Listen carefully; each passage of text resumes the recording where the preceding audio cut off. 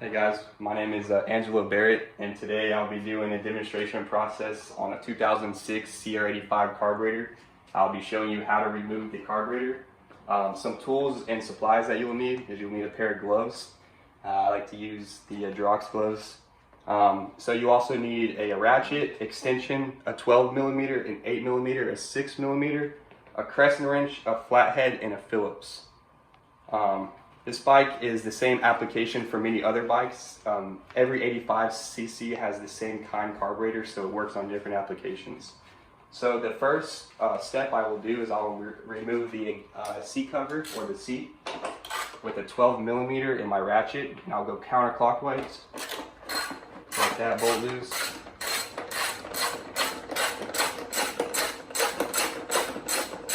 And so this bolt holds the left side of the seat in. Now I'll go on the right side, and the same. That is a 8mm.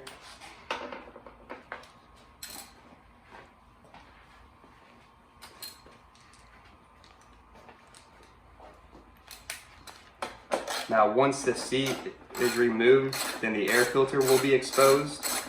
And then from there we can remove our gas tank and get a visual on the carburetor. So now with this last bolt, our seat is removed. And so now you're looking at your air filter and your tank. So now our next step is to remove our tank. So you have this clip in here.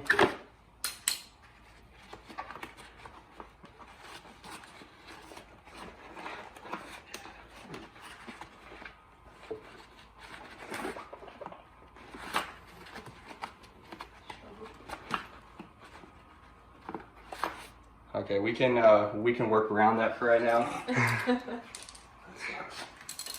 Okay, so now to take the tank off, there are two bolts on the left side and the right side that are connected into the radiator. And once this is off, the tank can slide up and it'll slide over this notch that it's stuck in right now. So begin to move the tank on the right side. It's an 8mm socket.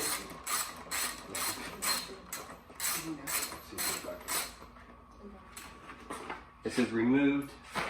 Place it down so you know where your bolts are. Now I'll remove the left side.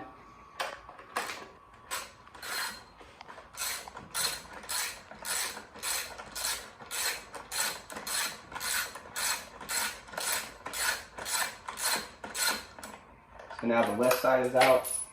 I'll place our bolts in this tray right here. So now I just have one more bolt on the radiator, which is an 8mm as well. Once this bolt is removed, then the gas tank can be moved to the side for our purposes. So that's out. Now, gas tank should be easily movable now. Now come back to this part that I was trying to get off earlier. You just have to remove the screws first, or the bolts rather. Now you have a fuel line that's connected on your carburetor. That will be the next step, is to remove your fuel line, which is right back here. Get a visual on it. Right here. Just lift it up right like that. Now pick up on the tank. Now the tank should be able to be removed. Place it outside so it's where there's no fire or anything flammable. Okay, so now we can dig into our carburetor. So now there are two clamps holding our carburetor on. You have your front boot, which is your intake boot, and then you have your rear boot, which is your intake box boot. So they're both held on by a Phillips. So you just want to loosen these Phillips like such. Get them really loose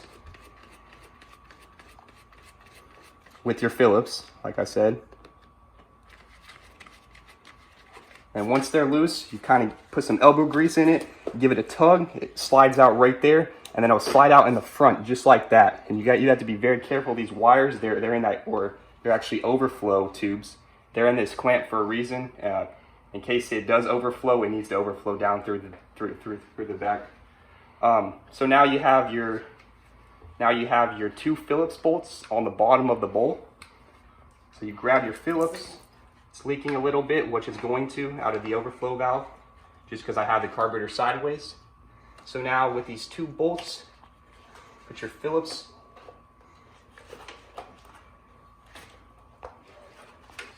and you want to push in.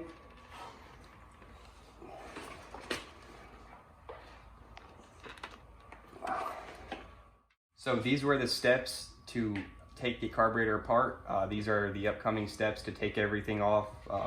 Took the seat off, I took the gas tank off. I had to remove the fuel line. And now these are all the steps to get to your carburetor. And thank you guys, that was my demonstration speech.